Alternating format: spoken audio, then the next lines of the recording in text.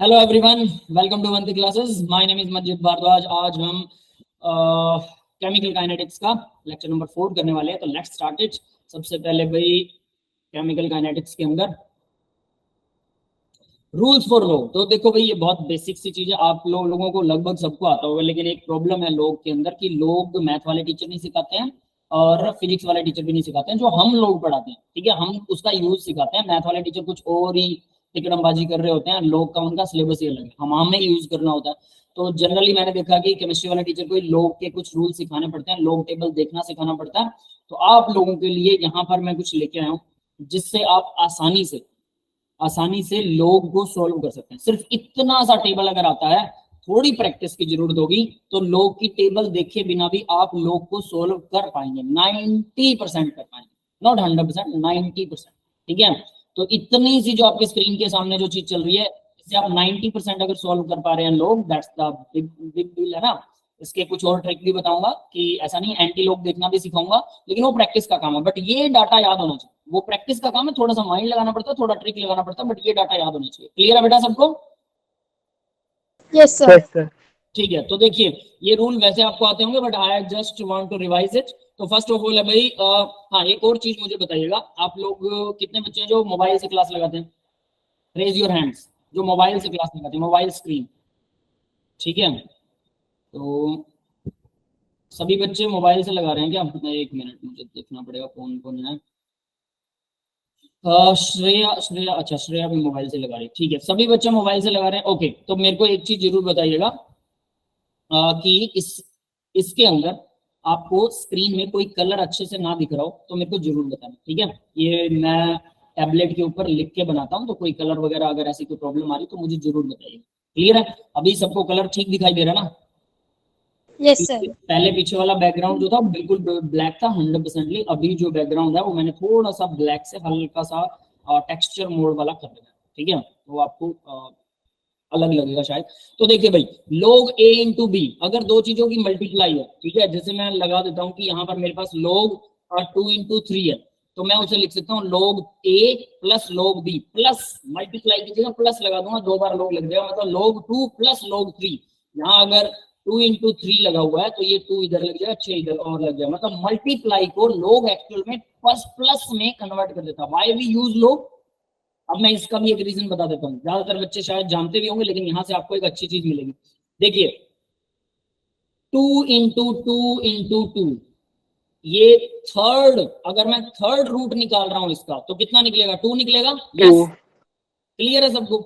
अब ये तो निकल गया, लेकिन अगर मैं सिर्फ 2 का थर्ड रूट निकाल रहा हूं, 2 का थर्ड रूट, एनी मेथड कोई सॉल्व कर सकता है 2 के थर्ड रूट को? सर लॉग ले लेंगे दोनों साइड। लोग से कर सकते हैं, उसके अलावा कैलकुलेटर से कर सकते हैं, लेकिन आपके पास कोई जनरल मैथमेटिक्स नहीं है जो इसको सोल्व कर सके। ये बात सबको समझ में आई? यस, क्लियर है बेटा? मतलब लोग यूज यस भी सर। पता, क्योंकि ऐसी चीजें आप सॉल्व नहीं कर सकते मल्टीप्लाई डिवाइड वाली, इसलिए यहाँ पर लोग को यूज करना जरूरी हो जाता है। तो देखो भाई, इसका मतलब क्या है? इसका मतलब है 2 की power 1/3। Is this clear to everyone? Third root का यस सर। मतलब यही होता है। अब अगर पावर है ऊपर, तो देखो यहाँ, अब मैं आपको रूल बताता हूँ। देखिए, मल्टीप्लाई है तो वो प्लस में कन्वर्ट कर देता है, इसका बहुत ज्यादा हमें फायदा नहीं है, लेकिन एटलीस्ट रूल है। अगर डिवाइड है a बाय बी, कोई भी 2/3 लिखा हुआ है, तो डिवाइड है उसको माइनस में कन्वर्ट कर देगा। ऊपर a नीचे b है तो b माइनस में जाएगा, याद रख लेना। और अगर a की पावर b है तो वो b पावर आ जाएगी आगे, और लोग a की वैल्यू आप टेबल से देख लीजिए। बात क्लियर है सभी को? तो यानी कि अगर 2 की पावर 1/3 है तो मैं इसे लिख सकता हूँ वह 1/3 लोग। ठीक है, अगर ये लोग में ऑलरेडी लोग है, 1/3 लोग 2, लोग 2, तो 1/3 से मल्टीप्लाई कर दो, लोग 2 की वैल्यू देख लो। ये होता है, समझ में आ गया बेटा सभी को? Yes sir. सिंपल है। यानी लोग में आप आसानी से इस तरह की वैल्यूज को निकाल सकते हो, और केमिस्ट्री में ऐसी वैल्यूज आती हैं जिसे सिंपल मल्टीप्लाई से सॉल्व नहीं किया जा सकता, तो वहां पर लोग एप्लीकेबल होता है। तो ये 3 छोटे छोटे रूल है। उसके बाद लोग 1 की वैल्यू 0 होती है, नेचुरल लोग 1 की वैल्यू 0 होती है। अब नेचुरल लोग क्या होता है वो आप सबको मुझसे ज्यादा पता होगा, मैथमेटिक्स आप लोग पढ़ते हैं, ठीक है, उसके बहुत सारे फॉर्मूलाज भी पढ़ते हैं, बट हम उसका यूज नहीं करने वाले हैं। सिर्फ इतना पता होना चाहिए, लोग 1 0 होता है, नेचुरल लोग 1 0 होता है, लोग 10 की वैल्यू 1 होती है, जिसका बेस 10 होता है वो 1 होता है ना? पता है सबको? यहाँ हम सारा का सारा लोग यूज कर रहे हैं, वो बेस 10 वाला ही यूज करेंगे, बाकी कोई नहीं करेंगे, जबकि मैथ में आप बहुत सारी चीजें करते हो। ये भी सबको कंफर्म्ड है? Yes sir. ठीक है, तो ये वैल्यूज याद रखिए। अब नीचे जो दे रखा है बॉक्स के अंदर जो टेबल है, log 2 की वैल्यू 3010 0.3010, log 3 की वैल्यू 0.48, log 5 की वैल्यू 0.70, log 7 की वैल्यू 0.845। ये चार वैल्यूज याद रखने पर अप्रोक्सीमेटली 90% कोई भी वैल्यू आए आपके सामने, आप log को सोल्व कर सकते हैं। समझ में आ गया? सिर्फ चार वैल्यूज याद रखनी है। एंटी लॉग भी देखना बता दूंगा कि कैसे होता है, वो कभी फिर डिस्कस कर लेंगे, लेकिन ये छोटा सा पार्ट है, इसको सोल्व जरूर कीजिए। क्लियर है बेटा सबको? Yes sir. और इसके बाद आपको कभी भी log 2, 3, 5, 7 की वैल्यू में आपसे पूछूं तो आपको याद होनी चाहिए, सीधी और साफ चीज। मल्टीप्लाई प्लस में कन्वर्ट कर देता है, डिवाइड को माइनस में, पावर को मल्टीप्लाई में। क्लियर है ना? तो अब इतने ही लगेंगे केमिस्ट्री में, और ये चार वैल्यू याद होनी चाहिए, 10, 30, 10। सर बाकियों के कैसे निकालेंगे? क्या बेटा? जो इन चार के अलावा और लोग हैं उनकी वैल्यू कैसे निकलेगी? वो सब मैं आपको जब एग्जांपल आएगा तब मैं आपको बता देता हूँ। थोड़ा सा अभी बता देते हैं, वैसे इस लेसन को करना ज्यादा बेटर। जैसे मान लो लोग, मैंने यहाँ पे 2 लिखा, 3 लिखा, 4 नहीं लिखा, log 4 को क्या लिख सकते हैं? log 2 into 2 लिख सकते हैं। अब दोनों मल्टीप्लाई में तो मैं लगा सकता हूँ log 2 plus log 2। Yes, log 2 की वैल्यू पता है, log 2 की वैल्यू पता है, दोनों को जोड़ दो, 30 10 30 10 60 20। यस बेटा, समझ में आ गया? Yes sir. log Yes, 4। sir. अब log 5 हमें पता है, log 6 निकालना हो तो log 6 भी तो क्या है? 3 into 2 है। 2 into 3 कर देंगे। हमें यूज करनी है 3, log 3 प्लस log 2। log 3 की वैल्यू पता है प्लस log 2 की वैल्यू पता है, दोनों की वैल्यू पता है, आप सोल्व कर दो। फिर 6 आ गया, 7 दे रखा है, 8 को लिख सकते हैं 2 into 2 2 की पावर 3। है ना, 2 की पावर 3 लिख दो, वरना log 2 plus log 2 plus log 2, या फिर 3 into log 2, कैसे भी लिख सकते हो, है ना? समझ में आया क्या कह रहा हूं? जैसे log 2 की पावर 3 लिखोगे तो आपको ये लिखना पड़ेगा 3 मल्टीप्लाई में log 2, है ना? log 2 की वैल्यू पता है, 3 से बाद में मल्टीप्लाई कर दो। या फिर अगर log 2 into 2 into 2 लिखते हो तो लिखोगे log 2 प्लस log 2 और प्लस log 2। 3 बार log 2 की वैल्यू को जोड़ दीजिए, या फिर log 2 की वैल्यू को 3 से मल्टीप्लाई कर दीजिए, तो आ गया 8। फिर 9, 3 into 3 9 होता है, 10 5 into 2 10 होता है, 5 और 2 11। अब बात आती है 11 का क्या करें, है ना? 11 को कैसे निकाल लें? यहाँ पर ट्रिक यूज होती है, इसलिए मैंने बोला 90% आप कर लोगे, वैसे तो 99% कर लोगे अगर प्रैक्टिस अच्छी हो तो। 11 की वैल्यू निकालते हैं। चलो, log 10 की वैल्यू वैसे 1 होती है, सबको याद है, निकालने की जरूरत नहीं है। बाकी आप 5 और 2 को जोड़ दो, 70 और 30 हो गए 100। ठीक है, 1 आ गई तो ये 1 आ गया। log 10 पता है, log 11 नहीं पता, और निकालने का भी कोई मेथड नहीं अपने पास। log 12 निकाल सकते हो, log 12 की वैल्यू 2 into 6 कर देंगे। log 2 into 3 into 2, 3 दूना 6 दूना 12 हो गया। तो log 2 प्लस log 2 और प्लस log 3, यानी log 2 को 2 बार जोड़ दो, 60 20 आ गया पॉइंट का, और log 3 को फिर से जोड़ दो, इसमें 48 इसके अंदर जोड़ दो, 28 6 4 10। तो 10 और 12 के बीच की कोई वैल्यू होगी मतलब?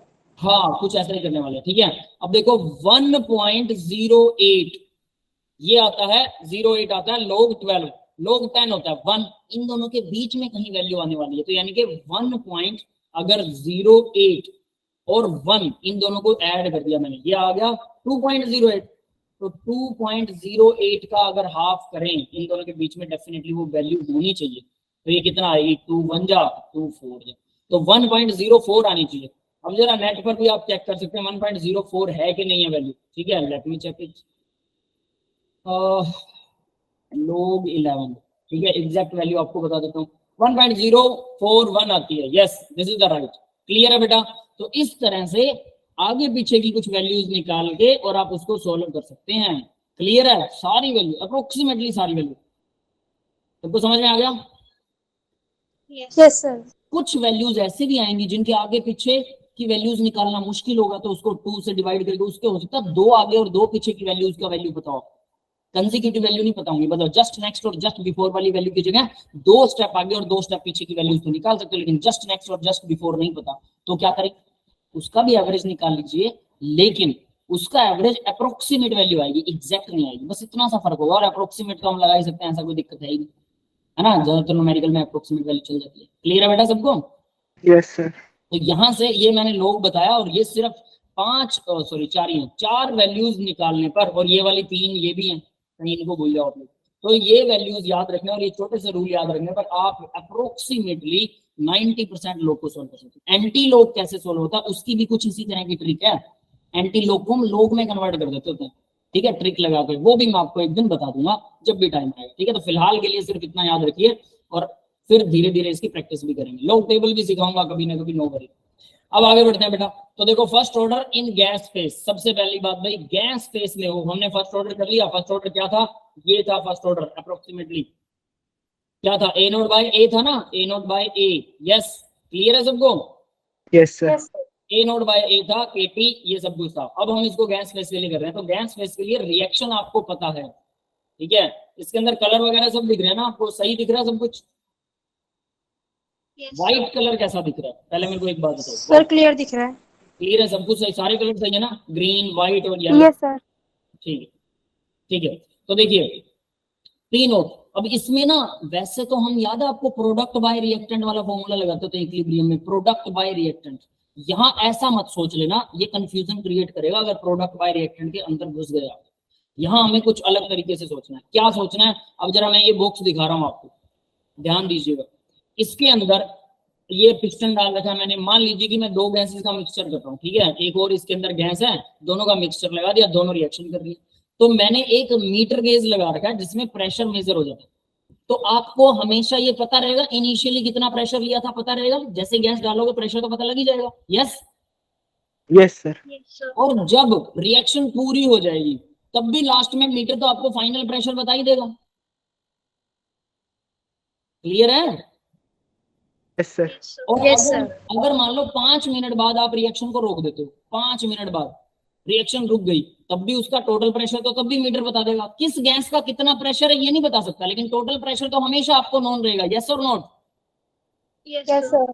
इनिशियल प्रेशर भी नोन रहेगा। तो देखो मैंने नीचे लिख रखा है कुछ, ये चीज देखिएगा जो नीचे लिखा हुआ है, पी नोट नोन होता है, शुरुआती प्रेशर है।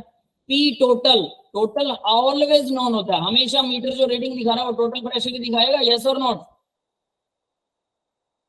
Yes sir. क्लियर है ना सबको, ये दो चीजें हमें पता होती हैं। अब मैं अगर एक स्टूडेंट हूँ जो एक्सपेरिमेंट कर रहा है और मेरे को पता मैंने दो गैसेस मिलाई थी या एक गैस थी उससे दो गैसेस बन रही है, तो मैं इंडिविजुअल गैस का प्रेशर पता कैसे करूं भाई, उसको सेपरेट करना पड़ेगा, फिर प्रेशर पता करना पड़ेगा, बहुत टेडियस प्रोसेस है, बहुत टाइम कंज्यूमिंग है, ठीक है, दिमाग भी खराब हो जाएगा। तो मैं क्या करूं, मुझे रेट निकालना है, तो भाई बार बार इंडिविजुअल गैस को पहले उनको अलग करता फिर और उसके बाद उसका रेट निकालूं बार बार। सर यहाँ पे ऐड कर देंगे ना पी नॉट माइनस पी और पी, टोटल प्रेशर निकाल के पी नॉट प्लस पी आ जाएगा, उसको टोटल प्रेशर के एक को लग के वहां से पी आ जाएगा। हाँ बिल्कुल बेटा बिल्कुल वैसा ही कुछ करेंगे, ठीक है, वही चीज समझाने की कोशिश कर रहा हूँ कि वो क्यों करेंगे, मैं उसका रीजन बता रहा हूँ, ठीक है। तो यहाँ हमारे पास क्या होता है कि हमें इंडिविजुअल प्रेशर निकालने की जरूरत नहीं है, हम उसकी बजाय पी टोटल को यूज करके इसको आसानी से सॉल्व कर सकते हैं, ठीक है, वही रेट ऑफ रिएक्शन को। तो देखो भाई रेट ऑफ रिएक्शन कैसे मिलेगा, इसमें पी नोट इनिशियल प्रेशर है, यहाँ इन दोनों का इनिशियल प्रेशर 0 था, उसके बाद में कुछ टाइम बाद आफ्टर टाइम पी कुछ प्रेशर कम हो गया, गैस का कुछ प्रेशर कम हुआ, तो डेफिनेटली जो प्रोडक्ट है उसका कुछ प्रेशर बढ़ गया, दूसरा इस प्रोडक्ट का भी कुछ प्रेशर बढ़ गया। क्लियर है बेटा सबको, दोनों का पीपी बढ़ेगा। ये मान लो इसे ऐसे लगा लो, ये 5% कम हो गया तो ये भी 5% बढ़ेगा प्रोडक्ट, ये भी 5% बढ़ेगा, मैंने बोला था परसेंट होता है, ठीक है, क्लियर है। Yes sir. और अगर इसके आगे 2 लगाओ तो ये 10% हो जाएगा, ये याद रख लेना, क्योंकि ये 1 मोल है तो ये 2 मोल है, यानी कि इसका परसेंट उससे डबल आ रहा है, परसेंट भी डबल आएगा। क्लियर है ना सबको, यस सर। ठीक है। तो आगे बढ़ते हैं, pressure of the reactant eight time T, reactant का प्रेशर टाइम टी के ऊपर कितना होगा भाई, रिएक्टेंट का only P note minus P, ये रिएक्टेंट तो यही है ना हमारा, पी नोट में से पी निकल गया, टी टाइम के बाद इसका प्रेशर हो गया इतना, और प्रोडक्ट का प्रेशर सॉरी इनिशियल प्रेशर ये रहा, टाइम टी पर प्रेशर ये रहा। यहाँ रिएक्टेंट और प्रोडक्ट का चक्कर नहीं है, मैंने यहाँ रिएक्टेंट जरूर लिखा, लेकिन याद रख लेना रिएक्टेंट प्रोडक्ट के हिसाब से नहीं देखेंगे, ये कंफ्यूजन क्रिएट करता प्रोडक्ट बाय रिएक्टेंट जब हम इक्विलिब्रियम के बारे में सोच जाते हैं। यहाँ प्रोडक्ट और रिएक्टेंट का लेना देना नहीं है, यहाँ हमें इनिशियल प्रेशर, इनिशियल कंसंट्रेशन और फाइनल कंसंट्रेशन देखनी होती है। तो इनिशियल कंसंट्रेशन पी नोट है और फाइनल कंसंट्रेशन यानी कि एट टाइम टी के ऊपर कितनी कंसंट्रेशन थी, यानी कंसंट्रेशन एट टाइम टी यही था ना 80, तो हमें ए नोट बाय 80 लिखना है, तो यहाँ होना चाहिए ए नोट और यहाँ होना चाहिए 80, तो ए नोट बाय 80, ए नोट तो पता है पी नोट है और 80 कौन सा है, टाइम टी पर प्रेशर कितना है, टाइम टी पर प्रेशर ये रहा, तो मैंने ये लिख दिया। क्लियर है सबको, यस बेटा, यस सर। सेम फॉर्मूला है, फर्स्ट ऑर्डर वाला फॉर्मूला वही, ए नोट बाय ए टी की जगह पर मैंने यहाँ पर P note by P note minus P लिख दिया। अब मेरे पास पी नहीं है, पी क्या है, बी और सी का प्रेशर है एट टाइम टी। मेरे को नहीं पता बी और सी का क्या प्रेशर है, और उसमें से एक बार उसको घटाना है, तो मेरे पास तो टोटल प्रेशर हमेशा अवेलेबल रहता है। तो मैं इसको अगर टोटल प्रेशर की फॉर्म में कन्वर्ट कर दूं तो मेरा आंसर आ जाएगा। अब देखो टोटल प्रेशर कैसे बनेगा, इस टोटल का इन सबको जोड़ दे तो टोटल प्रेशर आ जाएगा। तो नेक्स्ट देखते हैं हम, देखिए जरा इसके अंदर पी टोटल क्या आएगा, सबको जोड़ दिया, पी नोट माइनस पी, ये टाइम टी पर और वो दोनों पी जुड़ गए। ये समझ में आ गया ये वाला स्टेप? Yes sir. ठीक है, तो चलिए ये दोनों जुड़ गए। इसके बाद में पी टोटल की वैल्यू आ गई P note plus P, minus P की जगह प्लस पी आ गया। यहां से पी की वैल्यू निकाल लो, क्योंकि हमें तो ये पी निकालना था। तो पी निकल गया, पी क्या निकलेगा, पी टोटल में से पी नोट को माइनस कर दो। अब हमें पी टोटल हमेशा पता होता है, पी नोट भी हमेशा पता होता है, इनिशियल प्रेशर तो नोट करके चलेंगे ना रिएक्शन में, और पी टोटल वो हमेशा मीटर गेज हमेशा दिखा देगा पी टोटल। यस, क्लियर है सबको? Yes sir. तो मैंने क्या किया, पी टोटल निकाल के और पी टोटल में पी की वैल्यू निकाल ली, मुझे पी की वैल्यू चाहिए थी तो पी की वैल्यू निकल गई, ये बॉक्स किया हुआ। तो मैंने उसी इक्वेशन में P note minus P already लिखा हुआ है ना, पी नोट माइनस पी, इसकी जगह पर मैं अब पी की वैल्यू भर रहा हूँ। पी क्या था, P total minus P note, same equation लिखी है मैंने, कुछ नहीं किया, इस पी की वैल्यू को यहाँ पुट करो, P T minus P naught, ये वाली वैल्यू। यस बेटा, क्लियर है ये? Yes sir. है ना? तो P T minus P naught आ गया। फर्दर KT इक्वल 2.303 लोग, अब इसको जब सॉल्व करते हैं तो पी नोट जुड़ जाएगा, 2 पी नोट और माइनस पी। ये बन गया आपका फर्स्ट ऑर्डर गैसियस फॉर्म में जो रिएक्शन होती है उसके लिए, फर्स्ट ऑर्डर रिएक्शन के लिए KT की वैल्यू होती है। रेट ऑफ रिएक्शन वही रहेगा, क्या ये रेट नहीं है, ये तो KT की वैल्यू, या K की वैल्यू लगा लो, T को इधर ले जाओ, K की वैल्यू या KT की वैल्यू निकालते हैं जितने भी आपने डेरिवेशन सीखी है। लेकिन रेट किसके इक्वल होता है, फर्स्ट ऑर्डर के लिए रेट इक्वल होता है K इंटू रिएक्टेंट की पावर 1। यस बेटा, ये क्लियर है? Yes sir. Yes sir. और ऑर्डर पता कैसे लगता है, मैं कह दूं कि मैंने तो सीधा फॉर्मूला लिख दिया, मेरे को कैसे पता, ये तो एक्सपेरिमेंट था। तो भाई एक्सपेरिमेंटल था, लेकिन मेरे को अगर पता है भी ये फर्स्ट ऑर्डर है तब तो 1 ही लिखूंगा ना पावर, फिर तो पक्का श्योर है 1 है ना? Yes sir. तो ये ऐसा होता है, तो ये फॉर्मूला। अब मेरे को एक चीज बताओ, मैंने वहां पर क्या लिखा था, जरा पीछे पेज पर देखिएगा, ए से बी और सी बन रहा है, ठीक है, मैंने ये लिखा था।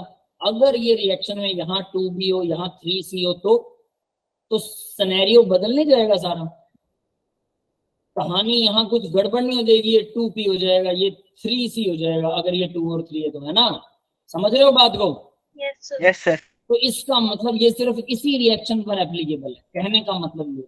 तो फिर इसकी, अगर इसकी जगह पर है ये फर्स्ट ऑर्डर, इसकी जगह कोई और रिएक्शन आ गई तो देखो भाई थोड़ा सा हाइयर लेवल है, थोड़ा टच कर रहा हूँ, लेकिन मुझे लगता है कि एडवांस में कई बार ऐसा क्वेश्चन आता है, ठीक है? अब मेरे को क्लियर कट याद नहीं है, लेकिन याद आता है कि ऐसा क्वेश्चन आता है, ठीक है? उसके लिए एक इक्वेशन लगा रहा हूँ, यूनिवर्सली प्रेशर के लिए universal formula for gas phase first order. First order ही है, यूनिवर्सल का मतलब यूनिवर्सल मत समझ लेना कि सब पे एप्लीकेबल है, formula for gas phase first order के लिए। यस, क्लियर है ये बात? समझ में आ गई हेडिंग? Yes sir. ठीक है, अब आगे देखिए। Yes sir. मैंने इसको एग्जाम्पल को क्लैरिफाई भी किया और फिर फॉर्मूला भी लिखा। ए जो है, ए से 2B और C बन रहा है, पहले B और C बन रहा था ओनली, अब 2B और C बन रहा है। और इसको अगर आप इसका KT निकालना चाहते हो तो 2.303 लोग delta VG P alpha, delta VG +1 P alpha minus PT, ठीक है? अब ये क्या चीजें हैं, अब इनको ध्यान से समझना पड़ेगा, ठीक है? तो नीचे सबका डिस्क्रिप्शन लिख रहा है, नो वरी। डेल्टा VG का मतलब है गैसेस फॉर्म में, V का मतलब वॉल्यूम कह लो गैस का, ठीक है? तो प्रोडक्ट के number of mole minus reactant के नंबर ऑफ मोल। तो प्रोडक्ट के नंबर ऑफ मोल कितने हैं भाई, 2 इसके और 1 इसका, टोटल 3 है ना, सबका टोटल चलेगा, क्लियर है? तो प्रोडक्ट के मोल हो गए 3, रिएक्टेंट के मोल कितने हैं, 1 ही है ये तो, है ना? तो माइनस में 1, इसी इक्वेशन के लिए सॉल्व कर रहा हूं, तो ये आ जाएगा डेल्टा VG आ गया 2। यस, क्लियर है? Yes sir. तो यानी कि यहाँ पर डेल्टा VG की जगह में मैं लगाऊंगा, यहाँ लगेगा 2, और डेल्टा VG +1 यानी यहाँ लगेगा 3। ये 2 और 3 तो समझ में आ गए सबको? यस। अब देखिए पीटी क्या है, पहले पीटी को करेंगे फिर पी अल्फा करोगे। पीटी होता है total pressure when reactant concentration is not zero. Total pressure होता है पीटी, लेकिन कब? जब रिएक्टेंट बिल्कुल खत्म नहीं हुए, कुछ ना कुछ रिएक्टेंट अपने पास हैं, खत्म नहीं हुए सारे, तब होता है टोटल प्रेशर पीटी। अब बात करते हैं पी अल्फा की। पी अल्फा क्या है? व्हेन टाइम 100% बीत चुका होता है, pressure of reactant become zero. Reactant का प्रेशर जीरो हो जाए, मतलब रिएक्टेंट पूरे खत्म हो गए, उस टाइम पर। सर लेकिन फर्स्ट ऑर्डर तो कभी कंप्लीट ही नहीं हो सकता। क्या बेटा? फर्स्ट ऑर्डर तो कभी कंप्लीट ही नहीं हो सकता। बिल्कुल नहीं हो सकता, मानता हूँ 99.99% हो जाता है ना, तो वो अप्रोक्सीमेटली हम 100% उसको मान लेते हैं, अप्रोक्सीमेट। ठीक है, यहाँ अप्रोक्सीमेटली चलेगा। क्लियर है? Yes sir. ठीक है, अब आगे देखते हैं। तो यहां से ये टर्म्स थी, अब इसको बनाया कैसे गया वो आप समझ लो, तो टर्म्स आपको बहुत अच्छे से फिर से आ जाएंगे। ये फॉर्मूला सब पर एप्लीकेबल है जो फर्स्ट ऑर्डर है और गैसियस फॉर्म में है, तो यहाँ देखने की जरूरत नहीं है एबीसी है कि नहीं है, वो पीछे वाला फॉर्मूला भी अपने आप डिराइव हो जाएगा। ठीक है, तो देखिए कैसे बनाइए। ये फिर से मैंने यहाँ इक्वेशन लिखी है, टाइम लिखा जीरो टाइम पर, टाइम टी पर, टाइम अल्फा पर। अल्फा मतलब जब रिएक्टेंट की कंसंट्रेशन जीरो हो जाए। ठीक है, यही बोला था हमने, जीरो होती नहीं है लेकिन टेंड्स टू जीरो, इसे आप लिमिट में मान सकते हैं कि टेंड्स टू जीरो, लगभग जीरो होने वाली होती है, तब की बात। तो देखो पी आई, पी इनिशियल, जब टाइम जीरो था तो पी इनिशियल मतलब ये इनिशियल प्रेशर था रिएक्टेंट का, और प्रोडक्ट जीरो जीरो थे। पहले इक्वेशन समझ में आ गई सबको? सिंपल। Yes sir. दूसरी इक्वेशन देखिए, टाइम टी के ऊपर पी इनिशियल में से मान लीजिए एक्स प्रेशर घट गया, मैंने वहां पे पी लिखा था पीछे वाले इक्वेशन में, यहाँ एक्स लिख रखा और कोई फर्क नहीं है, तो इसका एक्स बढ़ेगा, 2x बढ़ेगा। भैया मैंने गलत लिखा, यहाँ पर आएगा 2x। ठीक है, 2x इसका प्रेशर बढ़ जाएगा। ये बात क्लियर होगी बेटा सबको? Yes sir. ये 2x बढ़ेगा और ये x बढ़ेगा। फर्दर देखिए नेक्स्ट, जब टी अल्फा इक्वल जीरो, जब कंसंट्रेशन जीरो हो जाएगी यानी लगभग जीरो हो जाएगी, तो पी इनिशियल, पी पूरा का पूरा इनिशियल प्रेशर खत्म हो गया ना, तो इसका प्रेशर 2p इनिशियल हो जाएगा और इसका p इनिशियल हो जाएगा, क्योंकि इसके आगे 2 लगा हुआ है, इसके हिसाब से चलेगा। थर्ड इक्वेशन समझ में आ गई? तीनों से सिंपल है, कोई इसमें डाउट नहीं होती किसी को। है किसी को डाउट क्या तीनों इक्वेशन में? No yes? सर। नहीं है? सबको क्लियर है बेटा? बाकी सभी no sir.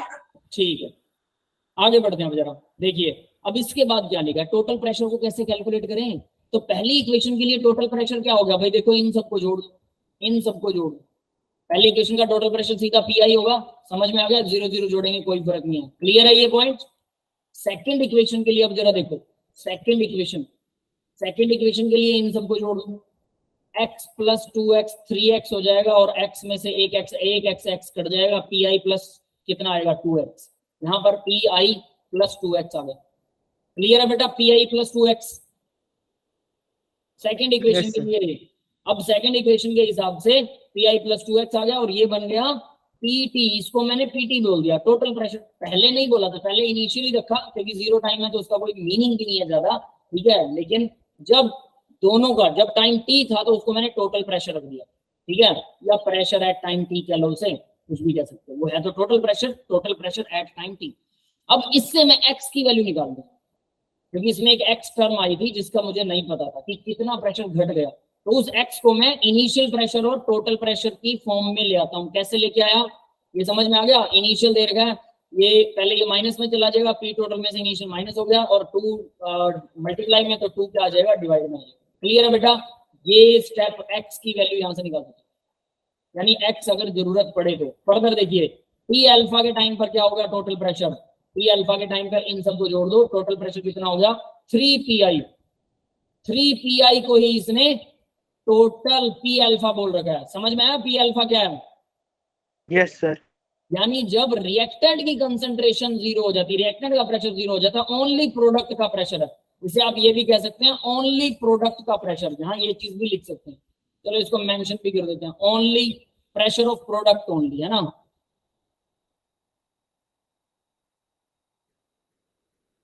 Pressure of product only, रुकिए,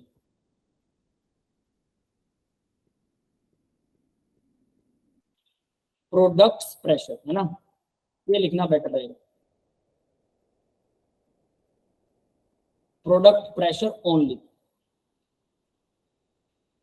यस बेटा, समझ में आ गया है सबको? Yes sir. ठीक है, अब आगे बढ़ते हैं। तो ये सारी चीजें यहां से पी अल्फा क्या है आपको पता लग गया, पीटी टोटल प्रेशर है एट टाइम टी पर, पी अल्फा ओनली प्रोडक्ट का प्रेशर है, रिएक्टेंट जब जीरो हो जाते हैं, सीधी सी बात है। और डेल्टा वीजी क्या है, प्रोडक्ट माइनस प्रोडक्ट के मोल माइनस में रिएक्टेंट के मोल। यस, समझ में आ गया? तो इस फॉर्मूले से आप यहां पर ये सारा कुछ क्लियर कर सकते हैं अब आसानी से। यस बेटा, क्लियर है सभी को? हाँ भाई, डाउट है किसी को भी इसमें? No sir. ठीक है, तो पहले देखो हमने एक इक्वेशन लिखी थी, मैं उस इक्वेशन को वेरीफाई करना चाहता हूं आपसे। प्लस बी प्लस सी, ये सारे प्रेशर की फॉर्म में थे, इसके लिए हमने एक फॉर्मूला लगाया था के टी इक्वल, उस फॉर्मूले को आप मेरे यहाँ इस फॉर्मूले से वेरीफाई करेंगे। 3.303 लोग कितना था यहाँ पे, लोग P note divide by P note plus PT. PT plus था माइनस था, याद है किसी को? Sir 2p not minus pt। P note minus PT था, इसे चेक करते हैं। पी नोट माइनस पीटी है, वो भी 2 को भूल गए ना आप लोग? अरे क्या हो रहा है, रुकिए, हैंग हो गया क्या? आप लोगों को स्क्रीन कौन सी दिखाई दे रही है मेरे को ये बताओ? Universal formula for gas phase first order यही दिखाई दे रही है ना स्क्रीन? Yes sir. ठीक है, यस सर। 2 माइनस पीटी, ये था हमारे पास फॉर्मूला। अब इस फॉर्मूले को अगर इस फॉर्मूले से बनाना चाहें तो कैसे बनेगा? डेल्टा वीजी कितना आएगा, 2 माइनस 1 यानी कि 1 ही आएगा। पी अल्फा क्या होगा, पी नोट इनिशियल प्रेशर हो जाएगा पी अल्फा। क्या यहां पर अब ये चीज देखो, क्या ये इनिशियल प्रेशर हो जाएगा? ये तो आ गया 1, ये इनिशियल प्रेशर बन गया, इसका मतलब तो पी अल्फा जब ओनली प्रोडक्ट की कंसंट्रेशन। फर्दर नीचे वाला देखो, ये कितना आएगा, डेल्टा वीजी वो आता है 1 और प्लस में 1 यानी कि नीचे आ गया 2, फिर पी अल्फा, यहाँ पर फिर से पी अल्फा है तो पी अल्फा एक्चुअल में पी नोट, क्योंकि यहाँ पर पी अल्फा है तो ये पी नोट ही भरा जाता है, वहां भी पी नोट भरा है, माइनस में पीटी, ये सही आ रहा है, कोई दिक्कत नहीं। समझ में आया? Yes sir. इसका मतलब क्या है, ये जो 2p, ये जो pt आएगा, ये जो p नोट आएगा, ये यहाँ पर ये p अल्फा का काम करेगा, ये p अल्फा p नोट को ही दर्शाता है, सिंपल और साफ। यानी यहाँ पर जो p नोट p अल्फा की बात कर रहा है वो एक्चुअल में p नोट, और इनका p नोट वो p आई है और ये p अल्फा अलग है। तो हर इक्वेशन के लिए एक्चुअल में तो लगभग डेरिवेशन करना चाहिए, लेकिन एट लीस्ट ये वाला फॉर्मूला चल जाता है। अगर आप इसको चलाना चाहें तो थोड़ा सा मॉडिफिकेशन होगा, हल्का फुल्का सोचना पड़ेगा।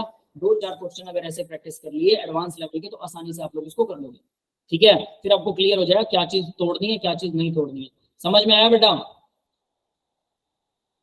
ये बात समझ में आई सभी को या नहीं? Yes sir. ठीक है, तो ये अब आपको ये फॉर्मूला लर्न रहना चाहिए, जो कि यूनिवर्सल सभी के लिए लगभग अप्लाई होता है। अब इसमें थोड़ी बहुत मॉडिफिकेशन तो डेफिनेटली करनी पड़ती है कि उसको किस हिसाब से हमें अरेंज करना होगा। एट लीस्ट ना समझ में आए ना हो तो इस फॉर्मूले इस इक्वेशन से यहाँ हमने इसको बनाना सीख रखा है, तो आप ऐसे करके इसे बना भी सकते हैं। 2-3 बार लिख के देखिएगा तब जाके बनाना आ जाएगा, फिर हर इक्वेशन के लिए इसको खुद बना के डिराइव करके चलिए। ठीक है, चलिए अब आगे बढ़ते हैं। नेक्स्ट देखिए, universal formula for any order, किसी भी ऑर्डर रिएक्शन के लिए, कोई भी ऑर्डर ऑफ रिएक्शन हो उसके लिए एक यूनिवर्सल फॉर्मूला बना रखा है, लेकिन ये फर्स्ट ऑर्डर पर अप्लाई नहीं होती। फर्स्ट ऑर्डर पर क्यों अप्लाई नहीं होता वो आपको नजर आ जाएगा, एन की वैल्यू 1 भर के देख लो, एन 1 माइनस 1 0 होता है, किसी भी चीज के नीचे 0 आ जाएगा तो वो इनफाइनाइट हो जाएगा। ठीक है, तो वो मतलब मीनिंगलेस हो जाएगा। यहाँ पर ये 0 आ गया तो 1 के नीचे 0 तो मीनिंगलेस हो गया, इसलिए फर्स्ट ऑर्डर पर अप्लाई नहीं होता। तो फर्स्ट ऑर्डर तो आपको याद रखना पड़ेगा, K T equal natural log A naught minus natural log A, याद है ना? First yes sir. के लिए के टी की वैल्यू। अब देखो बाकी ये फॉर्मूला क्या कहता है, 1/n-1 और 1/at, ए नोट नहीं है, at(n-1) और यहाँ पर भी 1/a0(n-1). हम जनरली क्या करते हैं, देखो मैं जीरो ऑर्डर के लिए लिख के लिखता हूँ, kt की वैल्यू क्या थी जीरो ऑर्डर के लिए, इक्वल टू x, यानी कि a0 - a। ठीक है, ये जीरो ऑर्डर के लिए, याद है सभी को? Yes sir. Eighty first order के लिए क्या था? Natural log A naught minus natural log A, yes 80, ये फर्स्ट ऑर्डर है। क्लियर है? यस बेटा, यस सर। सबको क्लियर है ना? अब जरा सेकंड ऑर्डर के लिए लिखें के टी इक्वल, अब सेकंड ऑर्डर यहाँ पे भर के देख लो, 2 - 1 ये आ गया 1, यानी कि ये तो पूरा हो गया 1, इसकी जरूरत नहीं है। 80 n - 1 2 - 1 यानी कि 1 बाय, याद रख लेना अब ये 1 बाय 80, 80 की जगह पर क्या आएगा? 80 का 80 आ गया 1 बाय ए, और यहाँ ए पर not, A note, that's it. समझ में आ गया? क्लियर है? Yes sir. मुझे इसमें शायद एक गड़बड़ लग रही है कि इसमें नेचुरल लॉग भी तो आएगा ना, कहीं आएगा क्या नेचुरल लॉग? यहाँ दोनों में नेचुरल लॉग होना चाहिए या नहीं है? अब मुझे याद नहीं है, देखना पड़ेगा। वेट अ मोमेंट, वेट, लिखते टाइम तो मुझे नहीं समझ में आया था, लेकिन अभी मेरे को लग रहा है कि ऐसा हो सकता है। तो 1 मिनट के लिए वेट कीजिए, मैं इसको फिर से देखता हूँ जहां पर मैंने इसको नोट किया हुआ था। और ये सारी चीजें, एक और चीज आपको बता देता हूँ, ये सारी की सारी चीजें जो है वो कहाँ पर हैं? प्रदीप की बुक है बीएससी सेकेंड ईयर के अंदर, उसके अंदर ये मिल जाता है, प्रदीप की बुक बीएससी सेकेंड ईयर।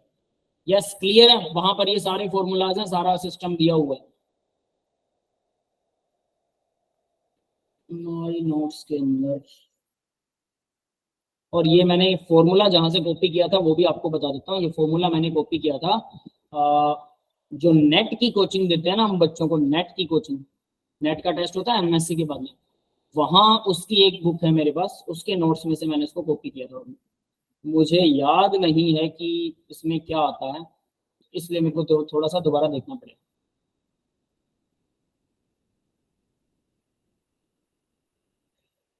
या फिर इसको बाद में करेक्ट कर देंगे, और तो मेरे पास इलाज नहीं है। जो बुक मेरे पास पीडीएफ फॉर्म में पड़ी है उसका मुझे नहीं पता ये सही है कि नहीं, लेकिन एटलीस्ट ये फॉर्मूला, अरे सच उससे पता लग जाएगा। 1 मिनट, मैं ऐसे मत्था मार रहा हूँ इसको। फर्स्ट ऑर्डर के लिए फर्स्ट ऑर्डर के लिए एप्लीकेबल ही नहीं है। अरे भाई जीरो ऑर्डर के लिए देखो भाई, 0 - 1 -1 आ गया यहाँ पे, 0 - 1 -1 है ना? तो सेटिस्फाई कर रहे हैं। जीरो ऑर्डर के लिए सेटिस्फाई कर रही है? Yes sir. श्योर है? फिर नहीं लगेगा, ठीक है ठीक है ठीक है, नहीं लगेगा, दैट्स इट, यही रहेगा। तो ये आ गया सेकंड ऑर्डर, चेक करने की जरूरत ही नहीं है, क्रॉस चेक कर सकते हैं। आगे देखिए, थर्ड ऑर्डर के लिए अगर लगाना हो, थर्ड ऑर्डर के लिए केटी, तो n - 1 3 - 1 1/2 आ गया, यहाँ आएगा 1/2। फर्दर ये कितना आ गया? 3 - 1 2, यानी कि 80 की पावर 2 आ जाएगी, 1/80 की पावर 2 माइनस में 1/a0 की पावर 2। यस क्लियर है बेटा सबको? ये आ गया थर्ड ऑर्डर। ये फॉर्मूलाज है, first order, zero order, third order, सबको समझ में आया? Yes sir. Yes sir. है ना? तो यहां से आप कोई भी ऑर्डर निकाल सकते हैं, फर्स्ट ऑर्डर को छोड़कर, इस पर एप्लीकेबल नहीं है, इसमें नेचुरल लॉग लगता, बाकी किसी में नेचुरल लॉग भी नहीं लगता। अच्छी बात ये है, ठीक है? अब देखो इसे याद करने का भी एक तरीका है, ठीक है? याद करना चाहो तो, वरना अगर फॉर्मूला याद है तो डायरेक्ट याद हो ही जाता है, जब बार बार अप्लाई करोगे तो भी लर्न हो जाता है, लेकिन एटलीस्ट कई बार मिसिंग रह जाती है। जैसे मुझे लगा कि अरे नेचुरल लॉग क्यों नहीं है, फर्स्ट ऑर्डर के चक्कर में मेरा भी दिमाग घूम गया था। ठीक है, तो देखिए 1/80 डिवाइड बाय 1/a0, पहले क्या था हमारे पास? a0 माइनस a था। अब a0 के पास अगर नीचे लेके जाओगे तो उल्टा हो जाएगा, बस फर्क वही है सेकेंड ऑर्डर के लिए, ठीक है? जीरो ऑर्डर के लिए a0 माइनस a है, फर्स्ट ऑर्डर के लिए नेचुरल लॉग लगा दो, सेकेंड ऑर्डर के लिए उल्टा कर दो, यानी 1 बाय लगेगा लेकिन उल्टा हो जाएगा, a p में से माइनस होगा a0, 1 बाय लगेगा। और नेक्स्ट वाले में थर्ड ऑर्डर में स्क्वायर कर दो, फोर्थ ऑर्डर के अंदर यहाँ पर भी कुछ ना कुछ, यहाँ 3 आ जाएगा और यहाँ क्यूब आ जाएगा, यहाँ 3 यहाँ क्यूब, है ना? और same as this fifth order में यहाँ पर 4, तो यहाँ पर भी पावर 4। इस तरह से आगे तो बढ़ती रहेगी जो थर्ड ऑर्डर के लिए, उसके बाद में सारी वैल्यूज अपने आप बढ़ती रहती हैं। क्लियर है भाई सभी को? Yes sir. ये फॉर्मूला अब याद होना चाहिए आप लोगों को, ठीक है? यानी अगर ये फॉर्मूला याद है तो लगभग सारे फॉर्मूले अपने आप बना सकते हो। फर्स्ट ऑर्डर का हमने एक और फॉर्मूला बनाया था ना, 2 अलग अलग फर्स्ट ऑर्डर लेके, और उसके बाद उसका फॉर्मूला डिराइव किया था, वो भी याद है ना सबको? क्लियर है? के Yes, टी sir. T two minus T one equal होता है किसके इक्वल होता है, चलो बताओ फिर। K T two minus T one equal होता है, बोलिए। 2.303 log of A1 by A2. लोग A1/A2। Yes, sir. अब A1 क्या है और A2 क्या है, ध्यान देना, यहाँ T2 माइनस T1 कर रहे हैं, यहाँ A1/A2 करेंगे, बस कितना डिफरेंस आएगा। कैसे करना है, एक A1 ले लो इक्वेशन, ठीक है, जिसकी इनिशियल कंसंट्रेशन टाइम T के ऊपर दे रखी है कुछ, फिर T2 टाइम के ऊपर इनिशियल कंसंट्रेशन दे रखी होगी, और दोनों को आपस में माइनस करना, कुछ नहीं करना, सीधा आपके पास फॉर्मूला आ जाएगा। क्लियर है बेटा सभी को ना?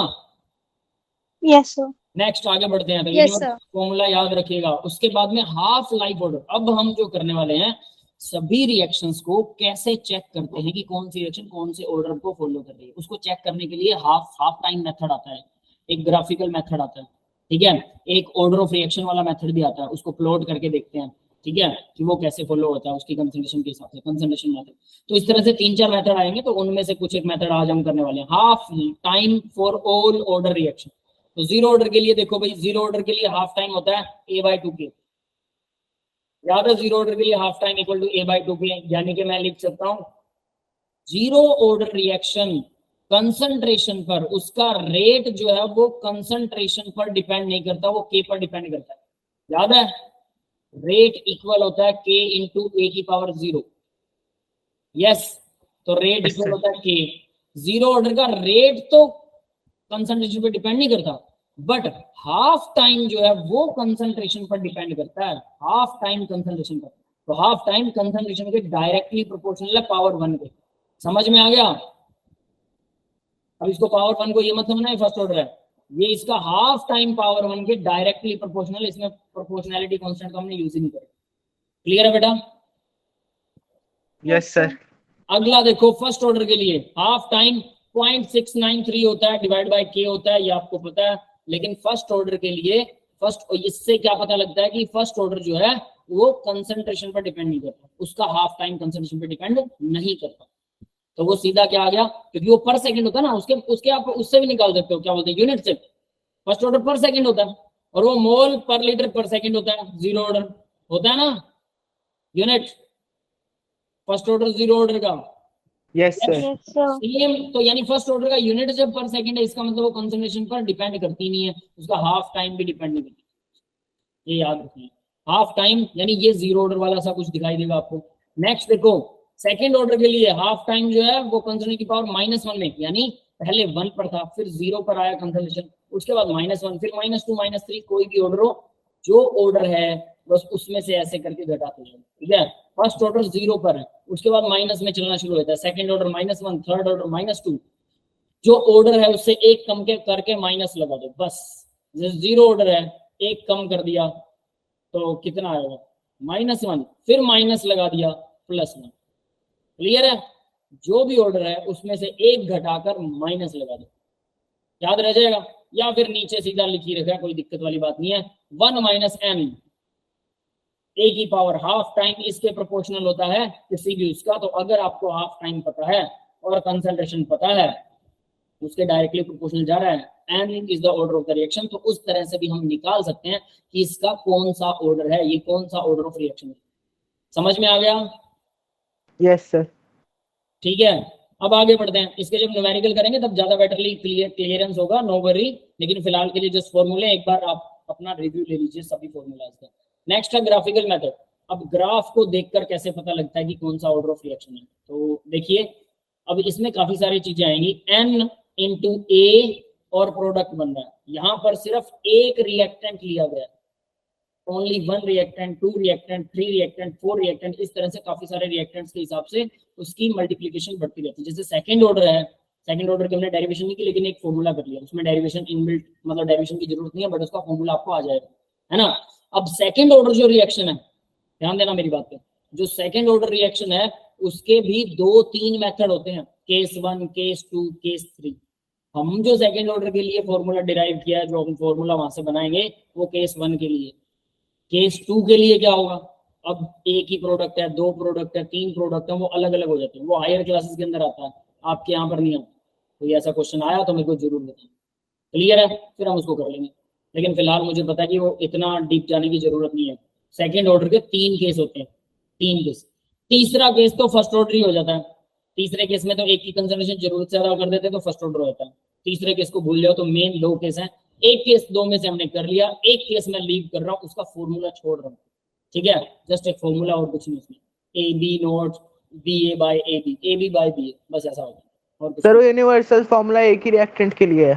हाँ वो एक ही रिएक्टेंट के लिए, केस 1 के लिए, केस 2 के लिए नहीं, ठीक है। Okay sir. वो केस 1 के लिए सिंपल कह सकते हैं, उसमें केस 2 के अंदर अलग अलग सिस्टम आ जाता है। अब आगे देखिए, और देखो कमाल की बात, मास्टर कोर्स के बाद, मास्टर कोर्स एमएससी करने के बाद नेट की तैयारी करते हैं बच्चे, ठीक है। तो जो बच्चे नेट की तैयारी करते हैं उनको केस 2 पढ़ाया जाता है, और उनको सिर्फ केस 2 ही पढ़ाया जाता है। इसके अलावा केस 3 तो 1 के बराबर होता है। इसके अलावा उसमें 2 से ज्यादा भी रिएक्टेंट हो सकते हैं, 2 से ज्यादा प्रोडक्ट भी बन सकते हैं। वैसे केसेस पढ़ाए ही नहीं जाते, किसी को भी नहीं पढ़ाया जाता, है ना। तो ऐसा, क्योंकि ये तो फिर ये अनलिमिटेड हो जाएगा और वहां तक साइंटिस्ट पहुंचे नहीं है। तो साइंटिस्ट क्या करते हैं फिर, रिएक्शन को तोड़ लेते हैं, छोटे छोटे हिस्सों में तोड़ लेते हैं, और फिर वो केस 1 केस 2 टाइप की रिएक्शन बच जाती है, बाकी की रिएक्शन बचती नहीं, ठीक है। तो इसलिए वो बोल देते हैं इससे ज्यादा केस होते ही नहीं, बट पॉसिबल है अगर आप रिएक्शन को हिस्सों में ना तोड़े तो, ठीक है। तो आगे देखिए भाई, जीरो ऑर्डर के लिए रेट हमें पता है, जीरो ऑर्डर के लिए के इक्वल होता है, ये सीधा लिख रखा है के इंटू ए की पावर। फर्स्ट ऑर्डर के लिए के इंटू ए की पावर 1, सेकंड ऑर्डर के लिए के इंटू ए की पावर 2, थर्ड ऑर्डर के लिए के इंटू ए की पावर 3। ये तो सीधे सीधे रेट लिख रखे हैं, एक ही रिएक्टेंट है तो एक ही रिएक्टेंट पे डायरेक्टली रेट डिपेंड करेगा। तो रेट वर्सेस कंसंट्रेशन का अगर आप ग्राफ बनाते हैं, ठीक है, यहाँ पर है रेट, यहाँ पर है कंसंट्रेशन, ठीक है। तो रेट बढ़ेगा, कंसंट्रेशन बढ़ेगी। जीरो ऑर्डर में तो रेट जो है वो ऐसा आएगा। फर्स्ट ऑर्डर में क्या यस होगा, सर। रेट भी बढ़ रहा है, सर कंसंट्रेशन भी बढ़ रही है। लीनियरली जाए। सेकंड ऑर्डर में क्या आएगा, कंसंट्रेशन का स्क्वायर अगर आप लेते हो तो लीनियर ग्राफ आएगा। थर्ड ऑर्डर में कंसंट्रेशन का क्यूब लेते हो तो लीनियर आएगा। अगर आप कंसंट्रेशन का स्क्वायर ले रहे हो और ऑर्डर है थर्ड, तो ग्राफ कुछ ऐसा सा बनेगा, ऐसे ऐसे से कुछ टेढ़ा मेढ़ा बनेगा। तो आप अगर इसका क्यूब ले रहे हो और थर्ड ऑर्डर है, तब रेट ऐसा है। ये समझ में आ गया? Yes sir. ठीक है। Yes sir. पिछले ग्राफ देखते हैं आप जरा, ये देखिए, रेट वर्सेस कंसंट्रेशन के अंदर, तो यहाँ पर रेट है ए, यहाँ कंसंट्रेशन है, you know it very well. तो देखिए जीरो ऑर्डर में तो कंसंट्रेशन के ऊपर रेट का कोई फर्क ही नहीं पड़ता, रेट हमेशा कांस्टेंट रहता है। तो देखो कंसंट्रेशन कितनी यहाँ बढ़ जाए तब भी रेट यही आएगा, यहाँ आ गई तब भी रेट यही आएगा, यहाँ आ गई तब भी रेट यही आएगा। क्लियर है ना बेटा सभी को? अब यस नेक्स्ट सर। देखिए, yes sir. Rate versus concentration में फर्स्ट ऑर्डर है तो ये कंसंट्रेशन की पावर 1 है, यानी कि कंसंट्रेशन की पावर 1 के ऊपर डिपेंड करेगा और ये स्टेडी रेट चलता रहेगा। तो रेट बढ़ेगा, कंसंट्रेशन बढ़ रही है तो रेट भी बढ़ता जाएगा, ठीक है। नेक्स्ट देखो जरा, अब नेक्स्ट वाला देख लेते हैं। इसके अंदर देखो, सेकंड ऑर्डर के लिए रेट इंक्रीज हो रहा है, कंसंट्रेशन का स्क्वायर वाला ग्राफ होगा। अगर आप सिर्फ कंसंट्रेशन वाला बना रहे हैं तो वो ग्राफ कुछ ऐसा टेढ़ा मेढ़ा सा या ऐसा कर्व, कुछ टेढ़े मेढ़े कर्व बनाएगा, स्ट्रेट लाइन नहीं जाएगा। तो यहाँ से हम अंदाजा लगा सकते हैं कि कौन सा ग्राफ कैसे बनेगा। यस बेटा, तीनों ग्राफ समझ में आ गए? Yes sir. तो ये स्क्वायर है फिर भी स्ट्रेट लाइन क्यों है? क्या बेटा? स्क्वायर है फिर स्ट्रेट लाइन क्यों है इस ग्राफ की सेकंड ऑर्डर में? स्केयर क्या, सॉरी समझ नहीं आया, दोबारा बोलो। सर स्क्वायर है फिर भी स्ट्रेट लाइन क्यों है सेकंड ऑर्डर में? स्क्वायर पर स्ट्रेट लाइन है बेटा, वो है ही स्क्वायर पर स्ट्रेट लाइन। मतलब अगर आप कंसंट्रेशन का ग्राफ बना रहे हो, रेट वर्सेस कंसंट्रेशन, ठीक है, सिंपल, यानी इसकी पावर 1 का अगर ग्राफ बना रहे हो, अगर ऐसा बनाते हो और ये सेकंड ऑर्डर है, सपोज ये ऑर्डर भी इसका सेकंड ही है, तो क्या बनेगा पता है? कंसंट्रेशन के हिसाब से वो ऐसे ऐसे जाएगा, स्ट्रेट लाइन नहीं बनेगा, ऐसे जाएगा। कंसंट्रेशन बढ़ाओगे तो रेट तो कंसंट्रेशन के स्क्वायर के हिसाब से बढ़ेगा, लेकिन हम यहाँ पर स्ट्रेट लाइन बना दें, मतलब ये तो फर्स्ट ऑर्डर के लिए बन गया। यानी ग्राफ की डिमांड है कि वो स्क्वायर के हिसाब से बनेगा, ग्राफ की डिमांड होती है अंडर रूट सी के हिसाब से बने। समझ में आया? ये ग्राफ के अंदर ही है। तो आपको डायरेक्टली सेकंड ऑर्डर के लिए ए का स्क्वायर करोगे तभी स्ट्रेट लाइन आएगा, वरना नहीं आएगा। y equal M X plus C की इक्वेशन फिट नहीं बैठेगी बेटा, सीधी सी बात, ये लगा लो, मैथमेटिकली जानना चाहो। समझ गए? Yes sir. तो ये इस वजह से यहाँ स्क्वायर ही आएगा। अगर थर्ड ऑर्डर ग्राफ हो तो रेट वर्सेस कंसंट्रेशन क्या आएगा थर्ड ऑर्डर के अंदर, इसकी क्यूब अगर करते हैं क्यूब, तो ये स्ट्रेट लाइन आएगा। अगर क्यूब नहीं करते, स्क्वायर भी रख दो, तो भी ये स्ट्रेट लाइन नहीं आएगा, और 1 रख दो तो भी स्क्वायर लाइन स्ट्रेट लाइन नहीं आएगा। यस, क्लियर है सभी को? Yes sir. क्या कुछ कह रहे हो बेटा?